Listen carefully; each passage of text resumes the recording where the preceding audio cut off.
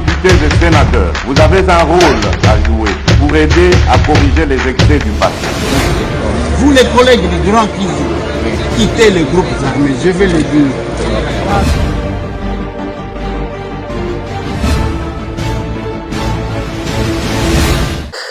Allez, bienvenue messieurs et dames, bonjour, bonsoir. Et qu'on dépendre Nangonga Pébipa, Union Soto et Zoamibino. Tous allés jusque-là à Kananga. Excusez-nous parce que la journée d'hier, il a plus sérieusement à Kananga. Tokoka quitté comme ça l'émission, surtout que nous étions sur terrain, dans des territoires. Les nôtres, les sous bande konanga pour que tout me kempe ko solo la. Tout ticket là qui n'a nous bande quoi là-bas tiens ma kenene dans les réseaux sociaux. Comme ça, quand nous viendrons, c'est pour éclairer les hommes d'ombre et vous faire découvrir. Makamususu, Masolola depuis Tenine, Kolekana-Sikawa, Nakaziba, dans les sites Kivu. Combien de civils, Bautaki Kokufa le week-end dernier, et puis les Lémini, les Kanina Tongo, Nakaziba, Solola depuis Bandekonanga, na Uvira, élément, il y a FCM23 bloqué, coincé, Bakokite, Ekomitika. Na FARDC na biso na wazalendo masolona député nengi toko solola awa général ya Kutumba azawapi penini komelie masolona député les affirmations ya Aben Chole Donatien secrétaire général ya Senko. Aujourd'hui pouvons-nous traiter la Senko comme une formation politique ou bien une organisation qui appuie la démocratie? Et c'est quoi la démocratie? National député Bandekonanga, national député, ce sont des affirmations de part et d'autre. Il y a Ndungira qui jusqu'aujourd'hui, tu peux comprendre, Makambo ya Lobaka, au Kabila Lobaka, que par revendication, il y a AFC M23 et Zali, même revendication, na Rwanda. Yepe Azalaki na kati. C'est que Kabila avait dit, Yango Ndungira lobby. Maintenant que tout est devenu clair. Nana Golobali Soussou. Masolona député Bandekonanga Félix Antoine Tshisekedi Tshilombo accepte le dialogue. Est-ce que Basukisi Mokonzi Mboka ou bien Mokonzi Mboka même Tosukisi Bango aleki Bango siko na mayele? Qui dit vrai, qui dit faux? Masolona député Mandou Kinyo surtout Bandekonanga tendu vers Ndeko Eliezer Tambwe. Eliezer Tambwe, un youtubeur, un député de la rue, un villageois. Aujourd'hui, Eliezer Tambwe sauve et donne le meilleur de lui à la République démocratique du Congo en mettant fin à la guerre civile entre les deux peuples, le Teke et le Yaka. Mutunzo Temuke. Mais à comme Bissika Bilombe Bakoyaki, Tambo Eliezer revient avec la paix. Voilà quand un patriote engagé à Okota Bitumba Abimaka avec un bon résultat. Bande Konanga, voilà quelques sujets pour solo là. Mais dans Katinango, il n'y aura pas et il ne va pas manquer de biscuits. Je voulais commencer cette émission Bande Konanga par un élément où Batubako de la Mingi, Ibalanki, c'est qui en réalité? La monarchie capture Moko, Bakomi Kobomana, Baona Bao, Zelana Tangelabim. Zelana Tangelabim, avant tout, bande d'émission, et pour les lots, Bato, Bazo, Monakabiso, Bazaba impoli, Bato Takabato, Biso ba impoli, impolitesse, Nabiso Zali dit la vérité. Quand on vous dit la vérité, on devient impoli. Mais quand Perron insulte notre président, quand Perron insulte les partis intimes de notre première dame, quand Denise Dissecheuil insulte notre première dame, insulte notre président, voilà, baza bien éduqué. Quand les gens, bakondi makombe babandeko, ko violé ma maman na biso na partie est, baza bien éduqué. Quand on biso tokoloba que chose n'est pas sérieux, on devient mal éduqué. Tokola ko? Tokola. Namboka nyonso bato ya mabongo mpe bazalaka collègue nanga show les communicateurs. Lelo photo solo avec mon collègue. Collègue. Tu vas m'attendre la bino loko. Nazotanga la bino soki boke na réseaux sociaux, na compte X, yandeko Bavik ndeko Bavik Mankinda. Ndeko Bavik Mankinda asalaki tweet pour nous rappeler qui était monsieur Ibalanki. Ce qui Ibalanki, ce qui Ibalanki, je ne sais pas. Cet aventurier que vous voyez là, Asali Makambebele, Aza parmi ma caméra, il y a Perron Louara, la présidence, la circuit, il y a président de la République. Si aujourd'hui Perron va s'attaquer à son ami, Bazala Marabo Bawelelaki, Bawelelaki Chéri Moroboé, je garde d'abord de vérité, na Kobinisango Sima. Bazala Kananga Wati, mais qui chez eux communiquer dans ma carte. Bawelelaki Mwasi, ye après ça Perron ba information, Perron a fourni Sakaye ba menu. Vous parlez là? Dans le bien, Ibalanki na Perron. Ibalanki ne mutabandako pesa Perron ba information, mes caméras sont formelles. Ibalanki mutabandako bimisa. Ibalanki mutabandako bimisa. Je vous lis maintenant le tweet. Le monsieur dit quoi? Bavik, nommé à la tête du service national de renseignement et de sécurité, NISS en sigle, l'équivalent de la mer du Rwanda. La première mission confiée à James Muzeye était de recruter Claude Ibalanki. Cet officier a été chargé par le sanguinaire Paul Kagame de congoliser l'agression rwandaise car Nanga ne convainquait personne. Le monde entier se moque de ces pantins. Dans les jours qui viennent, plusieurs influenceurs de France et Belgique vont converger vers Goma. L'argent circule. De quoi commis, si quand Ibalanki a zippé information, a moni que ma toute vérité, maintenant, qu'est-ce qu'il a fait? Abimisa Libiso, conversation à Bango, de quoi c'est là que moi je viendrai à Kinshasa pour 3 semaines, ainsi de suite. Vidéo, ce qui est un message beaucoup moins. Tout ça, c'est pour nous quoi? Tous les Congolais qui pensent que bah, escroc, souvenez-vous, il n'y a pas longtemps que Nalobaki, beaucoup de masques vont tomber. Il y a encore des ministres qui s'y collent sur le Kana Rwanda. Bah, intérêt na bango ezali, ils vont tomber. Souvenez-vous de mes dernières émissions, là, le bagaka, makamo bomo na bato ba okende kuna bakokite, et belé na nakati. Félix Tshisekedi a été infiltré, peut-être à part que Batunayo Abundana Bango, de Banon na Bolingo. Mais on a réussi à Kokabola Félix Tshisekedi na Bajama Kabound. Il ne me comprenait qu'il n'a pas. On a réussi à dire que Bato Bazana vision Papa Étienne. Qu'est-ce qu'on fait? Tout Kabola Bango, toi isolé Tshisekedi comme ça, nous-mêmes nous allons nous en charger de lui. Nous allons Kobasalaki. Si Félix vit, c'est parce qu'il avait accepté de consacrer ce pays son mandat dans Maboko Nzambe. Même alors, qui n'a pas critiqué l'acte que Tshisekedi avait posé? Oh, les aquiménismes, les gens ont parlé. Et tout le monde a réussi ça quand Kabola Félix Tshisekedi n'a ma proche naïe. La majorité, Ibalanki Wana, vous savez ce qu'il a fait aux autres. Vous aviez suivi Maloba Augustin Kabila, Manaboute. Quand il disait comment Ibalanki voulait le faire partir, il était le tout puissant. Tshisekedi, Boni Bissamay, dans le Bélané, c'est dans le grand frère Nana, Azamo Konzamboka, mais Awa Makile, tout à Makile et Brangi. Félix Antoine Tshisekedi, c'est un monsieur très bien éduqué. Parce que Félix Ayobaka, que Andoki, tu peux t'amener pour sacrifier. Preuve, Herbazi Goma, combien s'est levé pour parler? Combien manifester leur loyauté à Félix Tshisekedi? Combien? À part que Baéliezer, Bandima qui loi. Ayebi Simiso le Libalé qui n'a pas qui loi écoute à Bissoir. Tout fort. Tout télévision Mandouk.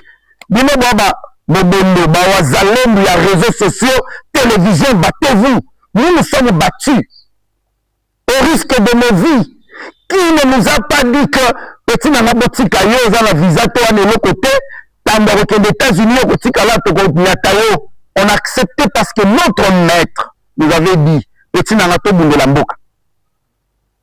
Et aujourd'hui on comprend que la plupart ya bato oyo bazalaka deux fois bilongi mibale pembe na mokonzi ya mboka soki aka bitumba ekiti omoni siko babimi. Non, nous c'est nous biso toza bahéros dans l'ombre lokuta miyibi. Nous connaissons toza na bavideo ya banani babundela Tshisekedi na kati ya bitumba na Libalan qui n'a jamais été là. Bobimisela biso bavideo mibale ya Libalan qui azalaki au front. Ni tete Jean-Pierre Bemba Gombo, ni tete Guy Luando Ngoyo. Malgré, moi je ne suis pas là-bas, Guy Luando s'était battu. Révérend apôtre Barnabé Mouakadi a organisé même un culte à dénommer en gros prière pour la nation, où il a fait de fortes déclarations. Prions pour notre pays, prions pour le président de la République et le peuple à Goma.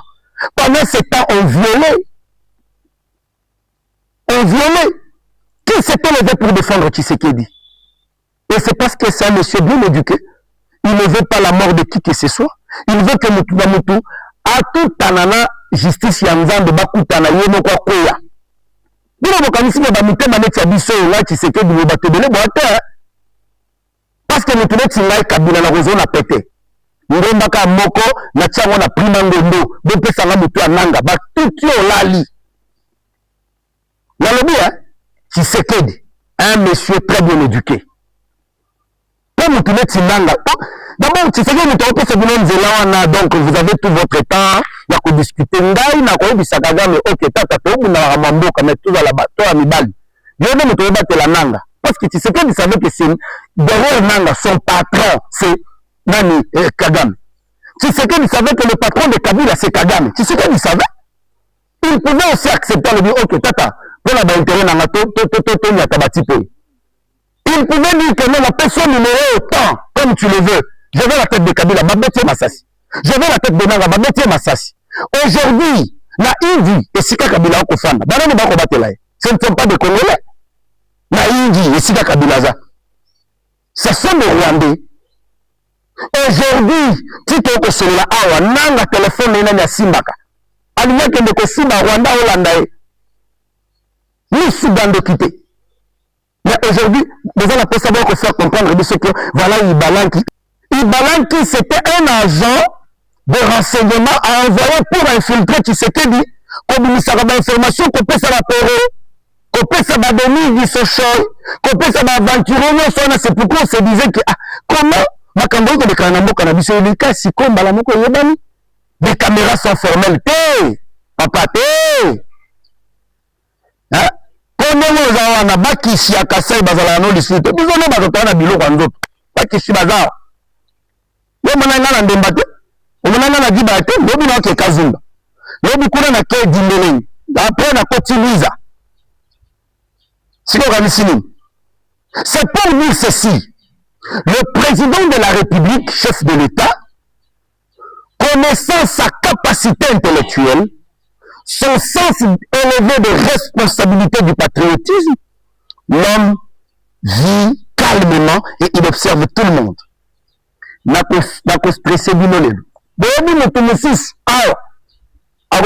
liste, c'est un ministre. Que ministre Moussis na otiko tanga komone kalatea. Yepe bakangena ba audio moya kuta na match apusa na pemela mokonza mboka zate. Oui. Kombo na ye Boedi. Nalobi ministre moko bakangiye na ba audio aotonga mokonza mboka zalaki na poto na otiko tanga ya pas longtemps. Bao baza vigilant bogoyoka. Bao baza vigilante na akunate. Na akunate. Azotuma mokonza mboka mwa pusa na pemela zate. Félix Tshisekedi connaît tout le monde. Et ce qui m'a na plan au Neye Basalaki, il voulait semer l'insécurité. Félix Tshisekedi les a pardonnés. Félix Tshisekedi a voulu que na Simba Makilate, mais au moins que ma cause est à la noble, que le peuple soit témoin de ce que nous faisons aujourd'hui. Bande Konanga. Lolonga nazoka mwati ataba makata pone ba oleka pona koloba. Matata peut nous parler du Kangalozo. Papa, imaginez-vous, dans un pays où Batubazako vivre, vous voyez un matata qui vous passe là, pour commencer à colporter des histoires. Oh non, Eza Balouba, après si Bandekone Balouba pouvoir, le premier ministre a Moulibat. Je n'ai pas de remords à Kolobaka. Si vous remarquez que dans le Belakamou, Dieu donné Kamone Tate, dans la émission là, pendant mon arrêt de dossier à Mataka, via Zalaka trop chaud. Mais aujourd'hui, je donne raison à cet homme-là. Combien de favoris dans le Belakamou? Mais Kamouleta avait raison. Nous, Joaquin Bongo, de gérer le projet Belé, le Kolabukanga Lonzo. Tilelo, Bakinoise na Bakinois, qu'est-ce que Matata a fait? Qu'est-ce que Bukangalon va offrir à la République? Projet à construction, il y a stade municipaux. Non, Bima Matata pour le Mouane Kendat. Projet, il y a mis l'école, Mouane Bima Matata pour le Mouane Kendat. Tobi Samoussous. Mais quand vous avez le courage, Matata Mouima Bana, Bassina Bana, vous passez dans les médias pour raconter des histoires, de se victimiser, c'est honteux. C'est honteux. Voyant votre façon de fonctionner, votre rigueur, on croyait vraiment en vous. Zoka, et l'autre. Là, on a l'équipe à te donner, hein. L'engagement pour l'amour de la patrie. Oui, dans l'équipe à te donner. Mais l'autre là, on a Bazambat. Qui a financé qui? Mais nous nous battons. Oui? Je pouvais le dire que nous avons fait faire dans la vie dans la Eliezer També, d'ici qu'à ce que nous avons fait, mais nous avons vu à quel point nous sommes Kassai. Pour vous présenter ce que tu sais est capable de faire. Mais quand vous, pour des raisons, il y a de détournement, vous voulez que Batubati Kabino, vous passez à la télé sans toutefois qu'on rappelle que Naliambo a mis l'école. Naliambo ya Bukangalozo. Naliambo ya bastade municipaux na Kinshasa. Nalia yango. Wana Bombi, Obiliseli Biso comment Tshisekedi Aza tribal, il a envoyé son frère Kamouleta pour qu'Akangayo a jugé yo. Mais surtout Kamouleta n'avait pas raison. Pourquoi Banaï qui ne peut répondre na Bambela na. Ba invitation na vous partir. Mon bino, tokena bino moko sikoyo. Et le peuple a dit nani bezali. A dit comportement na bino. C'est-à-dire, batuneti ba matata pono. Ba nanga. Ba ibalanki. Ibalanki quelqu'un qui vous ment. Je ne peux pas diffuser la vidéo, mais il y a aventurier, na vidéo, na émission, na mais na relebeleka be ndeko nanga ozala mwasi ozala bana yeba ko pakola ka venir bana na onye oko jetaka au pauvre sur l'avenir de tes enfants yeba que mbongo silaka tu peux t'acheter des milliers de maisons à travers le monde yeba que c'est Dieu qui donne cet argent là ngamba na kapasta un clin d'œil ta biloko na nyoso pe sili. Aujourd'hui pauvres, mais bananayo. Les enfants vont vivre, vont na mokile. Il y a qui cloque l'argent secret. Tous les jours de Solana banana. Mais aujourd'hui, je connais Marono, l'outil de Solana, président, coordonnateur Kakasiko, grand Natongoa, Malamoka Natongoa, Nananga, Ndini, Malamoko, je m'imagine, Meretoli Ao, Madame Lisette Kabanga, a comme la Béni Corneille Nangakana, Tongo, Yalelo. Ndeko Eliezer Tambo abengi nanga na tongo tata na minute ngai na komi na Goma et na lina kutana na yo sikoyo to solola to sala déclaration nanga pasa lisi makamio so mbala moko vous voyez nanga fou tout comment basolola ka tous les jours bazalaki na mission na bango na cabinet mokonzi mboka pona ko détruire avant le chef de l'état na otai ko bisabino que la tête des chefs de l'état ezalaki Batiati Tshisekedi Moutouné n'a pris à pouvoir. Oya kobomela biso Tshisekedi a gérer moka pendant période de transition en attendant d'organiser ba élection. C'est pourquoi quand on a mis balancer offre wana pas bakabila na bakagame pour ba Tshisekedi oya liboso général Nabino général Nabino ya pasteur nani pasteur comment on nani Girard na banani tuwe moi j'ai Tshisekedi entre mes mains, ne vous en faites pas. Abou Tshisekedi pour gérer pouvoir et transition. Mais si c'est John Chibango, tout le monde a bato bazana soni. ya kotanga makambo ya Chibango.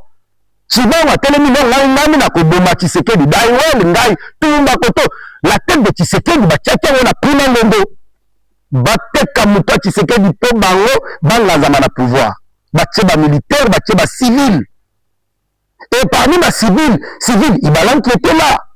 Mais vous voulez qu'on vous parle en quelle langue pour que vous compreniez, pour que le pays a été vraiment infiltré au plus haut point.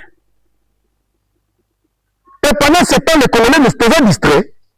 Congolais ont Matalana. Congolais, à quelle église, combien de fois vous priez pour votre président de la République? Combien de fois vous priez pour votre pays? Quand nous partons dans nos églises, quand est-ce que tu as déjà pris le temps à Kokila pour la Mbokanayo? Seigneur, c'est le pays que tu nous as donné. Dieu dit, si mon peuple sur qui est invoqué mon nom, prie, Simini et cherche ma face, je l'exaucerai de sa prière. Hein? Nous sommes à Congolais, qu'est-ce que nous faisons pour maintenir le cap dans notre pays? Tshisekedi se bat seul.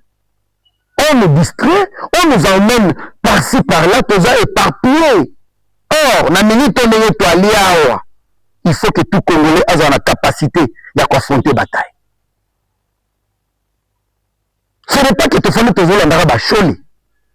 Namboka oyo. On a dit que Dieu c'est la vérité. Dieu ce n'est même pas d'abord le pardon. Dans le bien, Dieu est dans sa parole. Et Jésus c'est la vérité. Jésus ne peut pas agir dans le mensonge. Cherchez-les. Nous sommes totalement kassi. Bosini singala ba séminariste na mboka oyo. Bosini singala ba sango na mboka oyo. Sango komi mutu ya soni mutu ya nzala. Yango na yeba kate Kabila. Na Kagame na nanga bazalaka na ba mutakala na bino na ba téléphone na bango ke soki omeki na kopublier yo to nini. Incapable de condamner. Monsieur Myriam Bokecho, tata on a habité avec le canal de la télévision.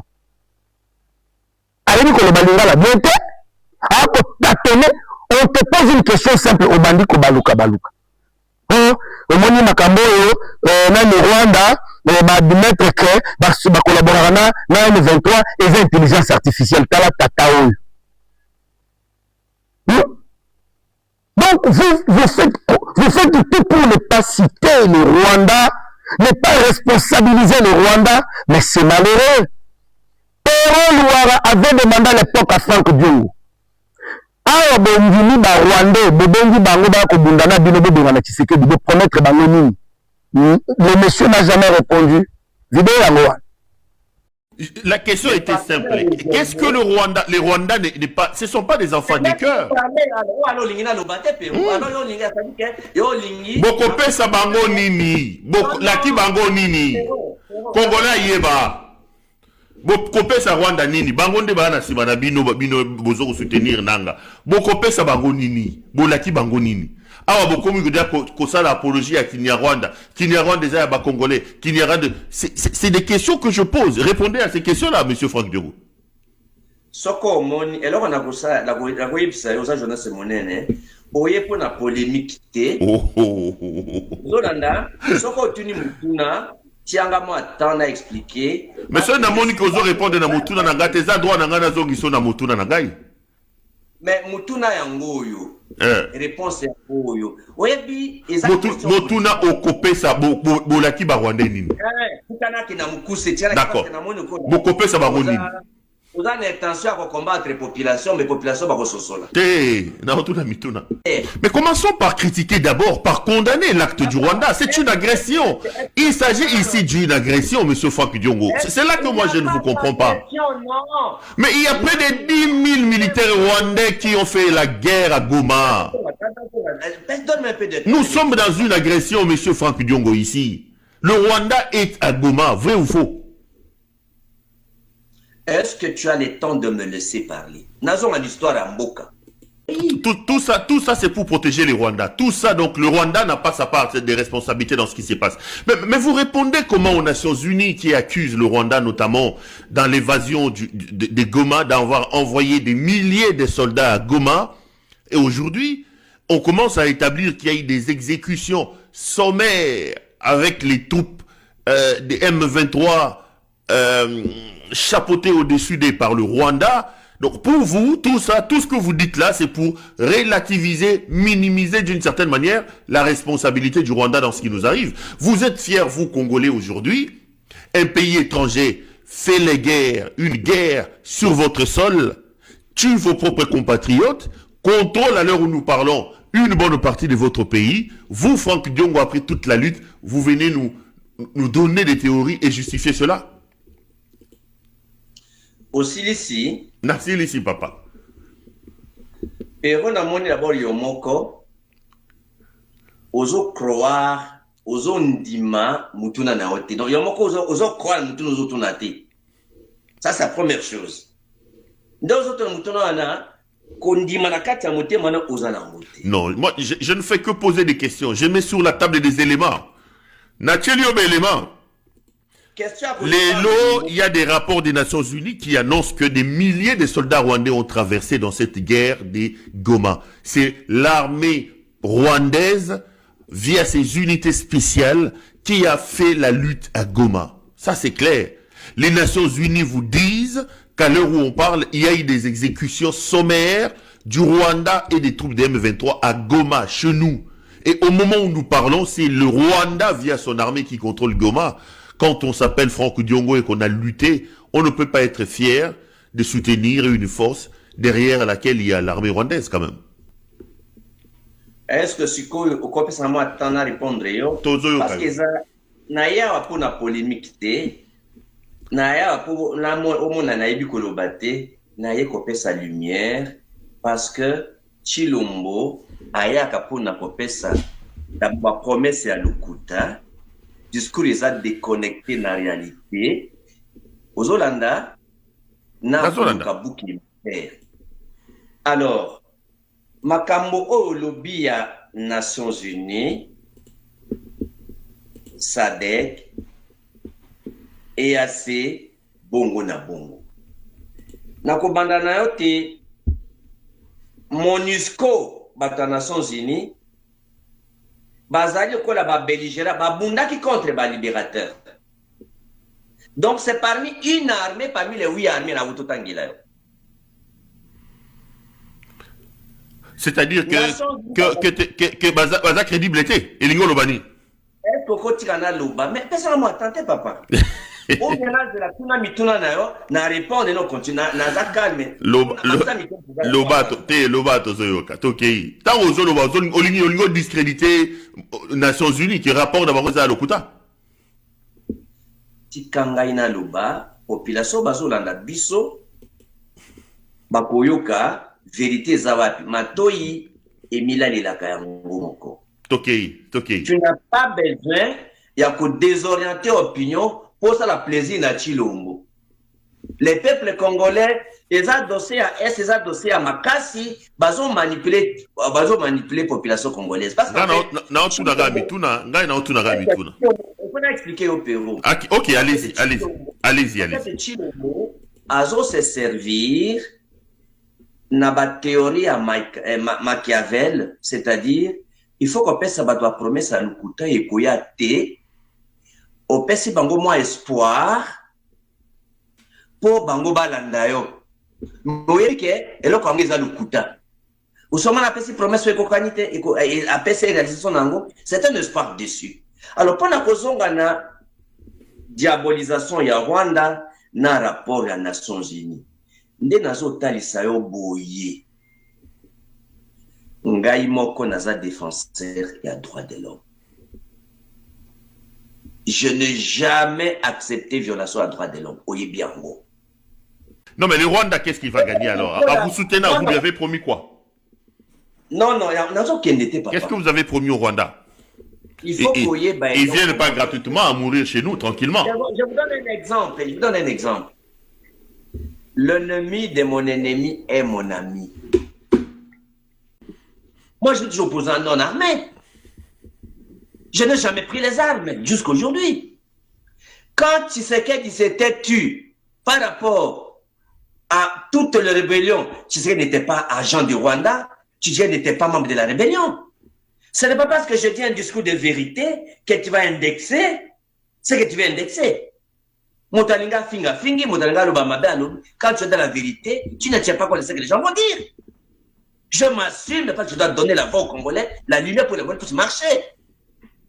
Le problème n'est pas on promet quoi. Mais lorsque les gens ont des intérêts communs, aujourd'hui, naye biso que nyoka à côté nandako, chilo mouza nyoka, mototu à quoi kusunga pour le na nyoka, nakatola mukuse. Si c'était un sorcier, il faut ya kindoki naye, ngai na kondima ndoki yaka, ou benga na nyoka. Si c'était un pasteur yaka sambiro benga na nyoka. Si c'était un fou na liboma naye akubanga kunyoka te kindo benga na nyoka.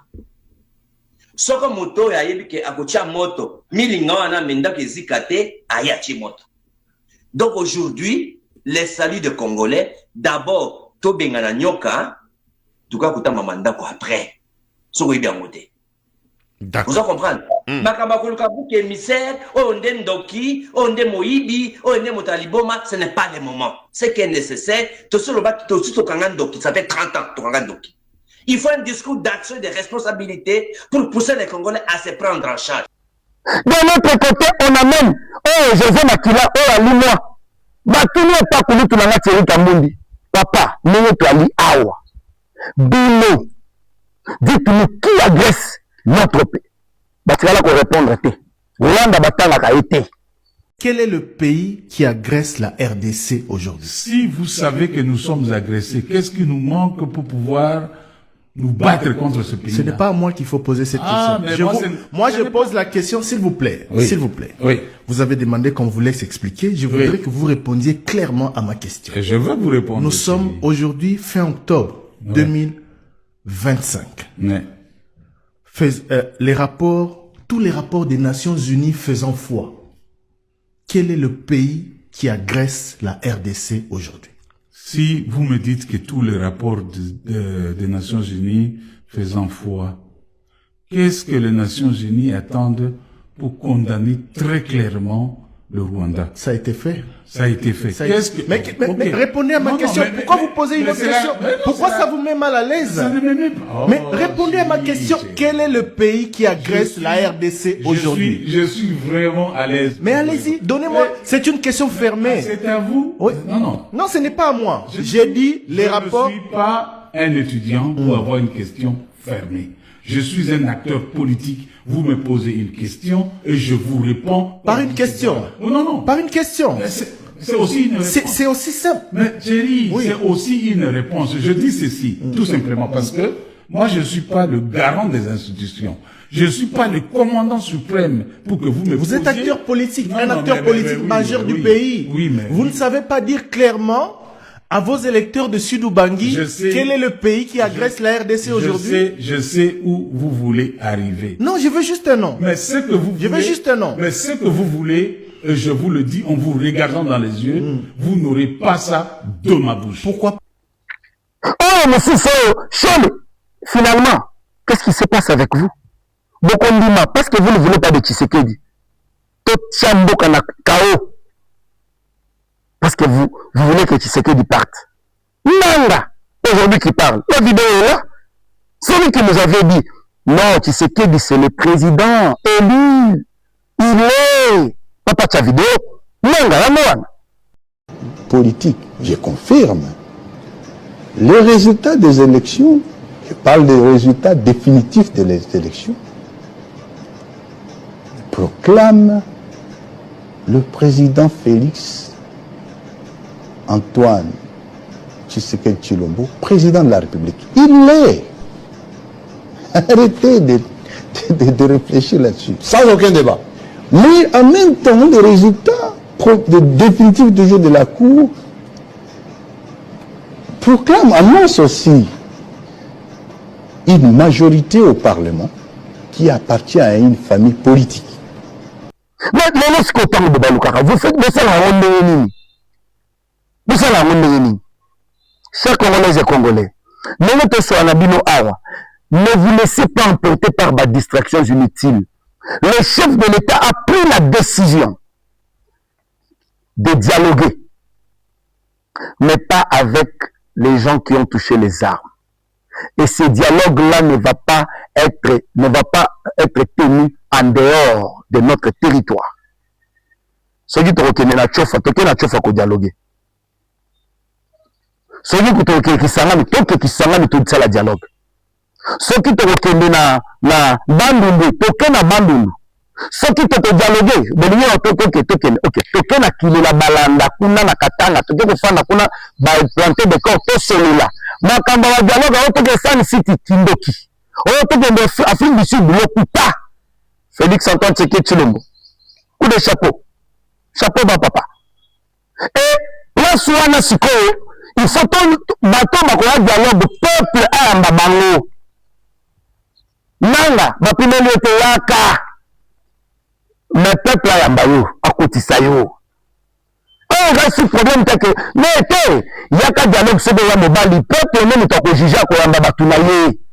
Parce que wa kabila ka kota Kinshasa kende chofa kende ta la dima où j'étais chez moi en Malaba bon planter des corps ça la dialogue.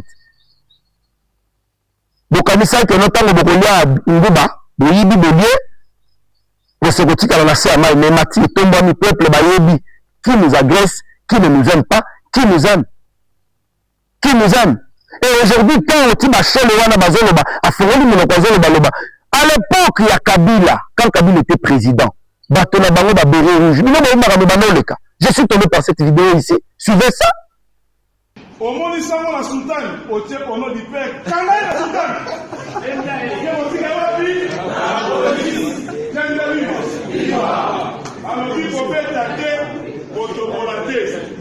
Kobana sultani te, batu ya sultani, bazali batu ya lokumu. Soki omoni mutu ya sultani, ali kotama ngela bazali ya poster.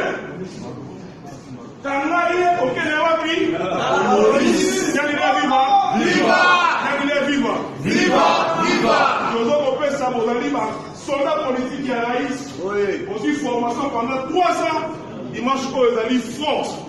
Soit la mission de l'Église pour combattre la moka. Donc, on a une église à partir de 5 heures. Chaque messe, il y a 10 000 soldats politiques de cette Kabila. Dans chaque église, on a 10 000. Yo commandant, on a ma charge de yo. Ça l'a discipliné. Ça l'a. Yo chole, ozalaki na valeur nini, sango ozalaki na valeur nini sous Kabila. Vino ya mwa. Bazolo banini. Au monde, il s'en va la sultane, au tiers au nom du père. Quand est la sultane? Bazolo banini. Et allez, ezaka muke. Oh non, omoni bazobo mabanya mulenge. Muke. Oh non, baswahili phone. Elongo banya mulenge komi baswahili phone. On a bashole.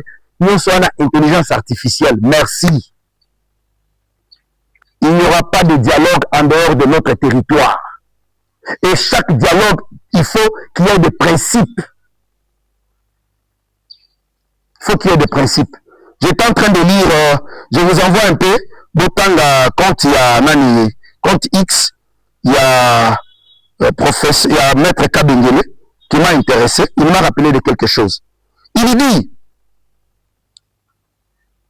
l'accord de coopération entre le Rwanda et l'AFC M23, aucun chef d'État sérieux ne peut, en violation de l'article 2 et 4 de la Charte des Nations Unies, se permettre de coopérer avec un mouvement rebelle armé. Wana a paraffé Paul Kagame, a paraffé Mukamba, Tabana, a paraffé Mbingira. Alors, Bibi, Kagame, ambassadrice ya Rwanda, na Mbingira, j'ai affirmé de protéger les Congolais Tutsis contre le FDLR. N'est-ce pas avouer que les Tutsis dits Congolais sont en réalité des Rwandais infiltrés, raison de leur protection par le Rwanda, pays dont ils ont la nationalité, autrement dit, Comment un dirigeant sérieux peut s'offrir de protéger des citoyens sur le territoire du pays dont ils auraient deux nationalités? Allez-y, la pute de Maître José Kabengele. Et au-delà de tout ça, Kabila nous avait dit la démarche de l'AFC M23, c'est l'aspiration du peuple congolais. Or, AFC M23 coopère avec le Rwanda. Corneille Nanga a kozonga pona kobakisa. Il a dit ceci. Basolola kaka nanu Rwanda te, même l'Ouganda est dedans. Bakonza Ouganda batomboki. Moins de cotiser.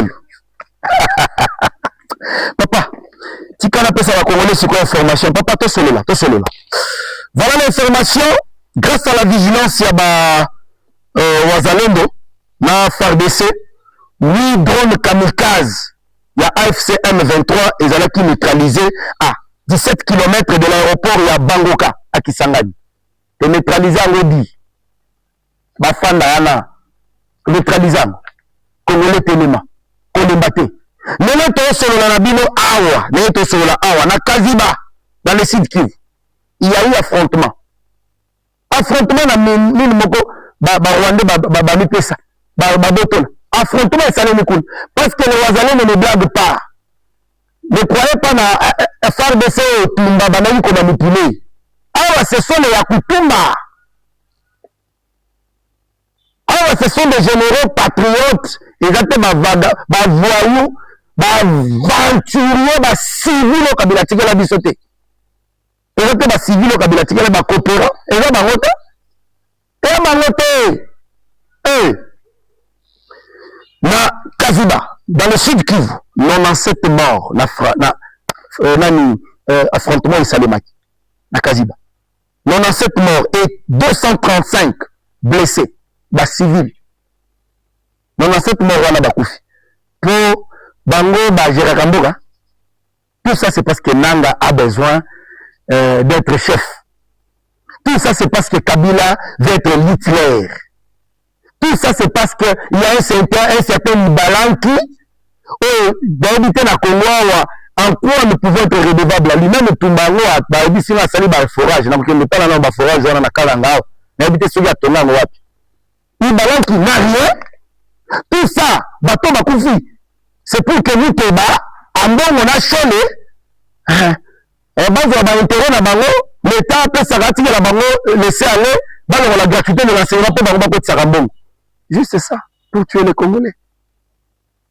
Et, Tobe Taka Maboko, Toto Sabino, ma père de famille, vous êtes ma père Yabanyama, pas ma père de famille, bon, vous énervez les gens. Et, pendant ce temps, 48 éléments, il y a AFC M23, au Bakene Komitika, na FARDC, na Uvira, Monique Bango Basuki, Bango va présenter Bango la presse lelo. Voilà. Après de lourdes pertes matérielles et humaines infligées aux terroristes RDF M23, AFC et leurs alliés Twirwaneho, Gominon et Red Tabara par le FARDC au retranchement de Panzéro et ses environs dans les territoires de Fizi. 43 éléments se sont rendus à l'armée républicaine le week-end dernier. Fatigués de conditions misérables, ces rendus sont composés essentiellement des anciens militaires des FARDC, jadis actifs au sein de l'armée loyaliste, bien avant la chute de Goma, présenté à l'état-major Axe Uvira par le porte-parole des opérations militaires, le lieutenant Bouika Longérigen. Ces rendus témoignent le calvaire et la vie pénible vécue dans le rang de rebelles hier. Je suis sergent-major Nzungu Zadi Alain de l'unité SECAS du 342e bataillon garnison jadis basé à Goma. Nous nous sommes retrouvés dans les cas des rebelles lors de la chute de Goma. Nous avons manqué où nous enfuir. Les M23 nous avaient pris des forces pour aller suivre une soi-disant formation idéologique à Rumangabo. On vivait des conditions de vie misérables, fouettés chaque jour et torturés comme des esclaves. Lorsque l'opportunité s'est présentée, nous avons pris fuite.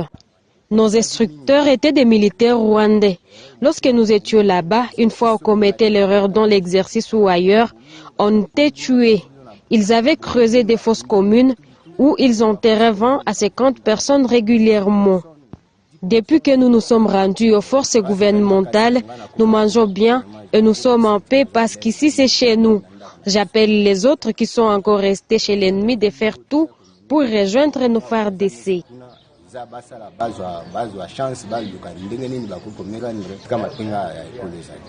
On ne complote jamais contre une république, ni non plus contre les institutions mises en place. Vous avez suivi, tous ces rendus sont des anciens militaires congolais qui étaient actifs dans l'armée congolaise. Ils ont fui les calvaires des rebelles du M23 avec leurs parrains, les forces de défense du Rwanda. Raison pour laquelle, à travers leurs messages, nous alertons encore nos frères à d'autres militaires qui traînent encore les pas dans le cas de l'ennemi, d'utiliser tous les moyens, toutes les voies possibles de rejoindre les unités régulières de FARDC. C'est ici où ils auront la vie. Rappelons que les forces armées de la République démocratique du Congo poursuivent sa mission de neutralisation finale de ces hors-la-loi jusqu'à leur dernier. Si on est des Ibatoana, infiltrer de noter. Ces gens-là ont tué nos populations. Ces gens-là nous ont détruits. Si on est la bangonini, mais t'as pas ça, c'est qu'on a beaucoup fait la bango. T'as pas bango ta akoufi ici. On passe à autre chose. On passe à autre chose. Bon, et n'est-ce tout ce que nous avons résumé, attention, nous se trouve faire part. Le chef de l'État n'a pas baissé les bras. Il construit très déterminé et engagé dans la lutte pour moderniser des villes, offrir des universités, investir dans l'homme. Monsieur le Président de la République investit dans l'homme congolais. Ce que Kabila n'a pas fait. Dans la Kisaki Bino. Bon, il dit déjà dans l'université, tu sais qu'il y a tout le monde, mais moi, quand nous sommes arrivés ici à Kananga avec le chef de l'État, donc on a une vision de l'aigle. Et c'est le DG. Et vous avez une responsabilité à Pédel dans le Grand Kassai, papa. Qu'est-ce qui est fait? Je ne me reproche de rien. Comme attends, je la moutou kayango, moi j'ai accompagné à instruire ma service. Tout ça, dans ma territoire, tout ça là, tu sais que bien sale. Dans la Kisibino, ba école, Félix Tshisekedi atongi. Awa peza na mbujima ite, wana mo pompate. Mutu moko azebisanga ono moni Tshisekedi azotonga kuna kasilomami mais papa. Il ne veut pas construire partout au même moment. Et je vous avais dit que bino ba circonscription na bino vous avez des députés, ba élu na bino fondement à la misuga. Va défendre ma projet de développement par la bino pour les alliés. Tshisekedi avait un projet, un plan d'action pour toute la République. Surtout dans les lignes, journaliste, les élus du Kassai central, il y a ainsi de suite. Surtout ne venez pas nous attaquer, nos journalistes. Papa, la Kissa Marondemba base. Matissa Don, présentez Marondemba.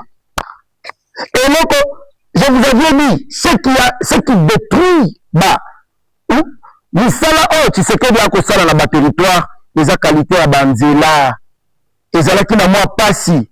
Mais il dit ça qui dit le pont Chibash. Oh, besoin mon pont Chibashouam. Moi, et même charge il y a 150 tonnes. Il y a zen, ou bien il y a Kayas et Zate. Si membre de le capteur soit na taf et Zate Kubukana. Tango pour Bukana, c'est l'honorable Thierry Lumumba Pandangila. Boutatonga qui pour qu'il y ait quand même accessibilité. Nous, tout cas, Mikembe et les Kakawana. Babandi ba travaux. Vous avez vu cette école qui a été présentée. Vous avez vu le bâtiment administratif qui est presque à la fin. Tolongo pour malgré les Amabé. Tolongo wana toke Dibaya. À près de 130 km de la ville de Kananga. les ouvrages sont là. Papa, on a tous la Kabundi. Chef Kabundi, le programme d'accélération, pour le programme présidentiel d'accélération pour la lutte contre la pauvreté. Voilà, c'est le BCCO, le Bureau central de coordination, qui a construit. Balandeli ba travaux ba tongi école yangoana, centre de santé yangoana, et les radioté. Yangoana. Mais malgré les difficultés en Zéla, babalabala, banzela za kokufa. Mais le BCCO n'a pas tenu compte de ça. Pour battre bakate. Avant de tomber si quelqu'un venait à malam, pour matériel les coma. Mais ceux qui venaient à malam, il faut d'abord de la Sanzela. Pendant ce temps, le peuple a besoin que le projet de Konzabo va promettre qu'ils allaient réaliser. Et d'autres politiciens coopérants, continuer à Katiakop, activer le peuple pour s'attaquer à ce qui est la volonté et la responsabilité d'aider le chef de l'État, ce qui est Viviane et Kiliboso. On a des Akunate, Kabila ne va pas ça. Il a fait 18 ans au pouvoir. À Tigala, pour raisonner que non, Dima et Fonasa et la Bango, nani, bâtiment administratif, pendant 18 ans. Hein? Il a fait 18 ans au pouvoir. À Tigala, pour raisonner que non, Manasa et la Bango, bâtiment administratif. Ok, oh, Isaac Assay. Kabila, Kanambe, Nalobi, hein? Wane Isaac Assay. Qu'est-ce que par la bine soit visé par la bine Nakatanga? Au salut 18 ans pour le pouvoir. Au Tigala, pour raisonner que non, na salle la bandeko ya Kasenga bâtiment administratif. Tu n'as jamais pensé à ça? Bazo salle la bâtiment ya Kala oh ba belge batonga na biso bakatande et pas na biso. Ta soni ba aventurier moko de bakabila na groupe ya bato ba ko lambaka bango ko potaka bakatande bizoba katanga za moto instruit. Est-ce qu'on peut kotangela biso 4 écoles de renommée et pesi éducation ya ba congolais na ba standard oh Joseph Kabila Tonga awa na Kinshasa pendant 18 ans. Ici à Kinshasa, je parle des écoles réhabilitées. Kotonga, si je savais, je pouvais t'amener ma liste. On a reformulé. L'école oyebi que Yossi Jean-Serge Tchiba comme ministre. Moi, c'est une œuvre de Joseph Kabila. Aux affaires dans l'école Joseph Kabila Tongi. Bon, 4 ans, on est belé 3 kaka. On a coupé cet exemple. Institut supérieur. Tu vas dans l'école secondaire, l'université au Kenasuka. C'est ce que je dis. L'école, toutes les écoles, je ne peux pas voir. Mais nous avons, c'est ce que je dis. Il y a des renommées. Des renommées, c'est bon. Il y a bien. Des renommées, comme le roi, moi, de façon. À Kinshasa, nous avons réhabilité plusieurs écoles. Réhabilité, c'est construit. Construit, je n'ai pas en tête, mais réhabilité, nous avons réhabilité beaucoup. Réhabilité, peut-être. Je peux citer beaucoup. Donc, construire, je n'ai pas l'idée en tête. Sous le coup de l'appétit alimentaire, bazo engagé des Sina Congo. Bon, dans un répertoire, il y a des écoles qui sont réhabilitées. Bon, on Moko. Moko école Kabila Tongi Moko awana Kinshasa. Il y a bien oyo ya malunga mwana na gotanga. Ezali, mais je dois avoir la liste. Il y a plusieurs écoles. En cette matière, nous avons En cette matière, il y a école, nous avons réhabilité. École construite. Vous pouvez parler au micro, s'il vous plaît. Moi, je suis très mal à l'aise dans ma question. Pourquoi? Ah, Nagotan école peut mal à l'aise. Yoka. Je suis tout à fait d'accord avec toi. Pour combien de temps et les dividendes prévisionnels?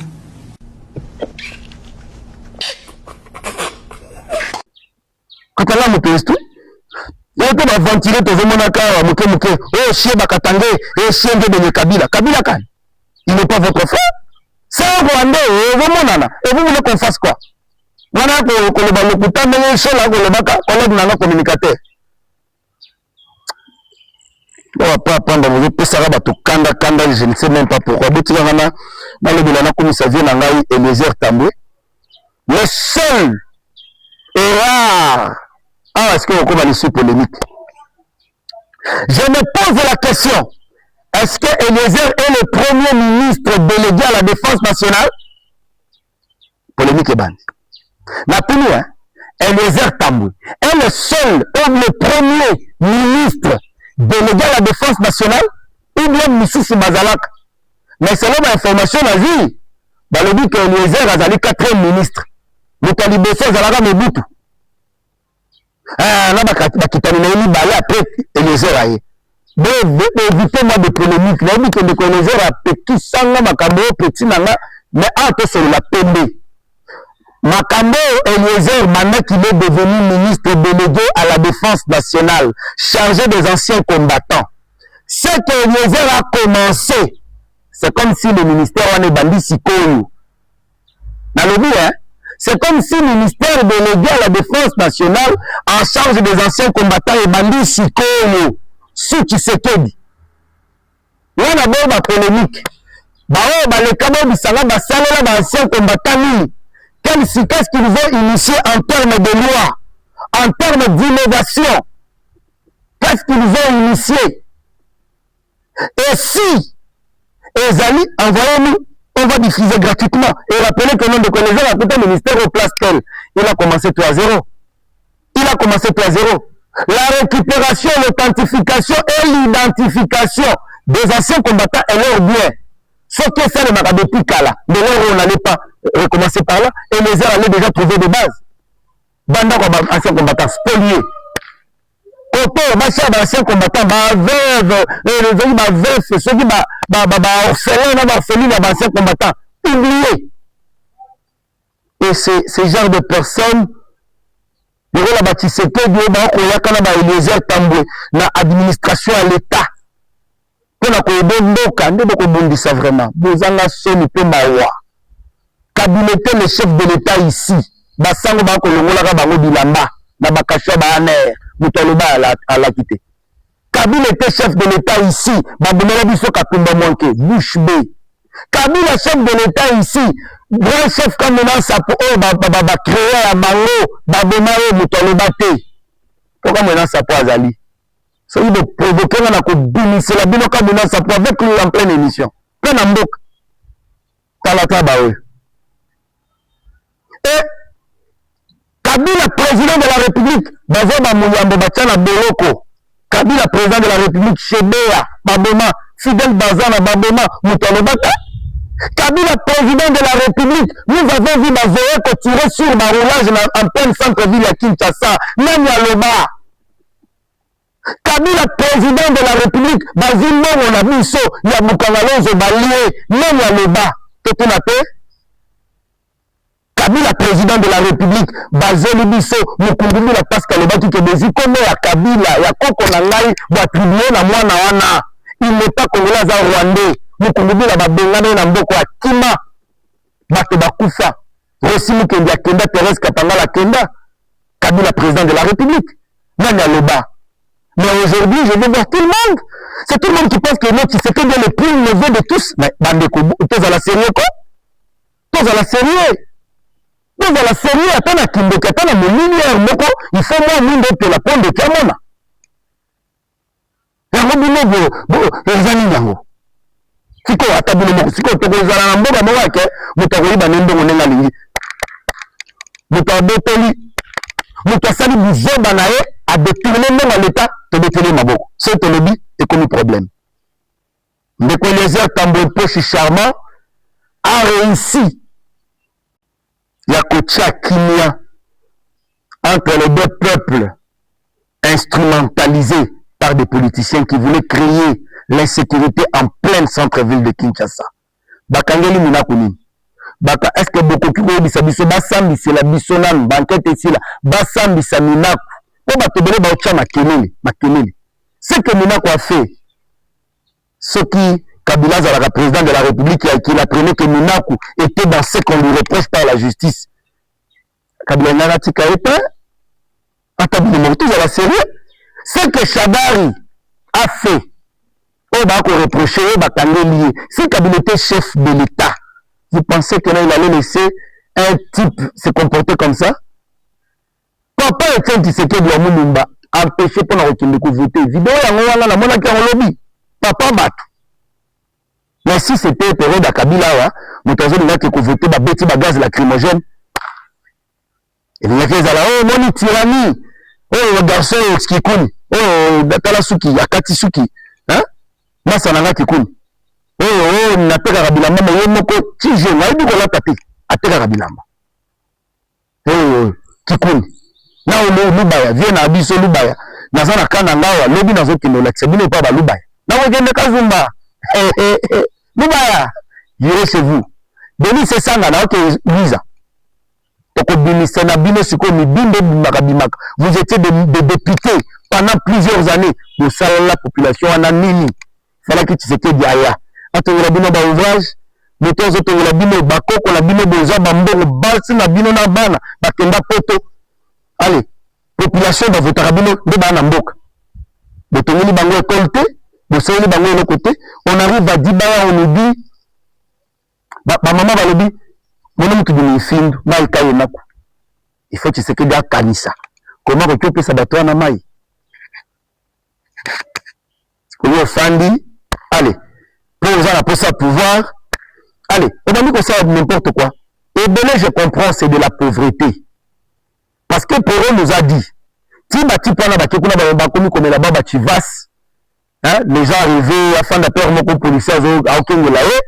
Wana zo bimananga bini azo seka parfait à cher, hein, bamoni ba fandi amona bamoni, hein, de bari maji ba kendaki. Lokuta na bino, il n'y aura pas de dialogue avec ceux qui ont usurpé la dignité congolaise. Il n'y aura pas de dialogue. Na bateau balingi babo mamboka, bateau baboni ba congolais, il n'y aura pas de dialogue. Papa, maman, ndeko mobali, ndeko mwasi, Chala Moutono que dialogue avec Bananga, Bakanambe, Baonan, toute cette bande-là, dialogue aux alatés. Pour que ça le Malibanda, que ça le Magana Kinshasa. Yara Kinshasa, ce que la Mobali, population Bayambayo, c'est ça. Malgré ceux qui s'émission dans des colonnes lelo. Papa, un sœur, Bologini.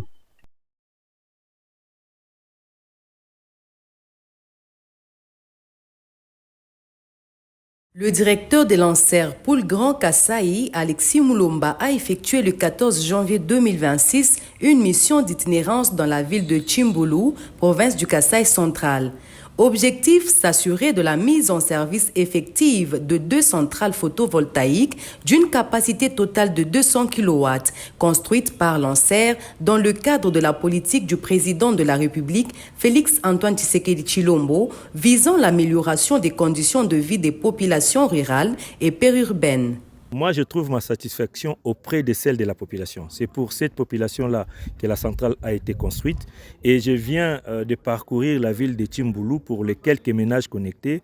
Et j'ai reçu un retour que je considère très positif. Et je peux dire que personnellement, je suis satisfait. La population bénéficiaire n'a pas tari d'éloges envers le président Félix Tshisekedi et l'ANSER, considéré comme les bras séculiers et opérationnels du chef de l'État dans l'électrification des zones rurales et périurbaine de la République démocratique du Congo.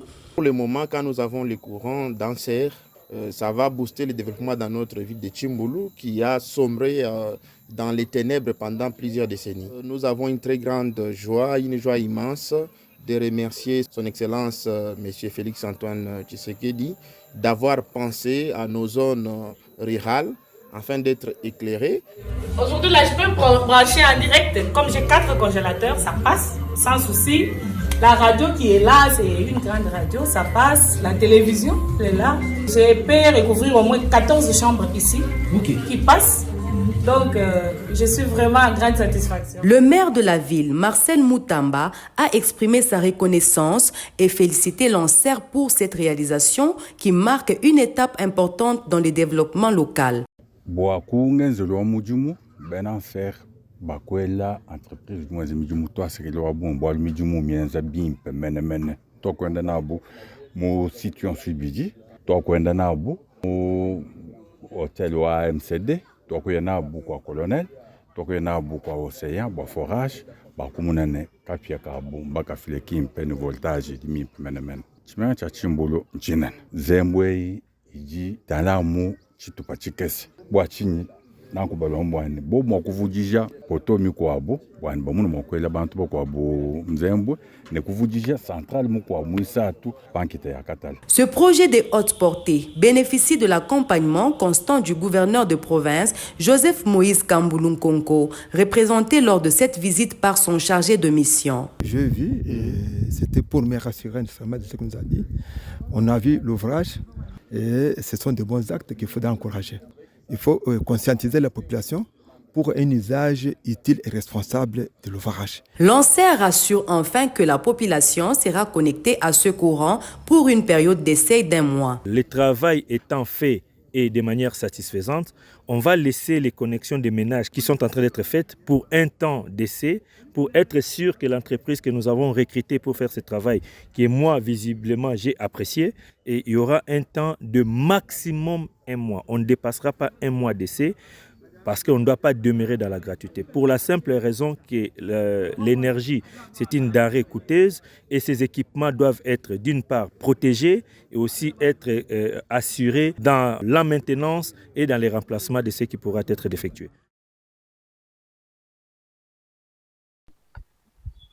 Voilà. Ça, ce sont les réalisations de Fati. La ville ya Kalanga Bandekolanga, on a Takaki, maman mère de la ville. J'ai vu à l'étendue de la ville, la ville là, na moni ba policier, na moni population engagée. Na le bâti que maman mère de la ville attendait comment on la raté. Ville salité de Mokonzambo Akoya. Mais tant on a tenu jusque là, il paraît que Moutonsa de Samisala les commandant de la ville, le général Magne. Et la mère de la ville, et monsieur Sil.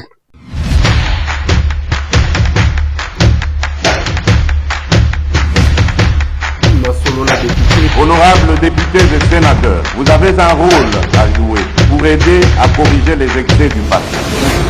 Vous les collègues du grand qui quittez les groupes armés, je vais le dire.